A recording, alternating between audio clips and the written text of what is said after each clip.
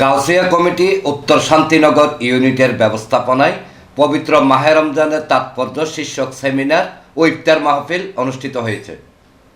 শুক্রবার বিকেলে শান্তিনগর সবুজ বাংলা এলাকায় আয়োজিত অনুষ্ঠানে প্রধান অতিথি ছিলেন জামিয়া আহমদিয়া সুন্নিয়া আলিয়া কামিল মাদ্রাসার সিনিয়র আরবি প্রভাষক হযরত মাওলানা গোলাম মুস্তাফা নুরনবী।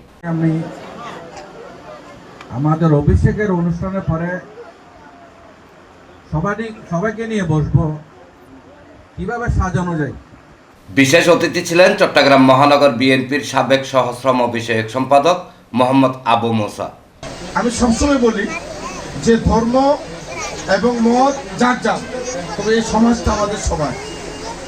এই জন্য গাউসিয়া কমিটি যখনই যেভাবে যারা উদ্যোগ নিয়ে বিভিন্ন সামাজিক ইসলামিক যতগুলো কর্মসূচি ওনারা বাস্তবায়ন করার চেষ্টা করেছে, আমি ওনাদের পাশে থেকে কমিটির নিজের সাহসটুকু দিয়ে সহযোগিতা করার চেষ্টা করেছি। গাউসিয়া কমিটি পশ্চিম ষোলশহর ওয়ার্ডের সভাপতি এস.এম. এমদাদ, সাধারণ সম্পাদক ডাক্তার আব্দুল মতিন, সাংগঠনিক সম্পাদক ইঞ্জিনিয়ার শফিকুল ইসলাম মুবিন, প্রচার সম্পাদক মোহাম্মদ আরমান সহ আরও অনেকে।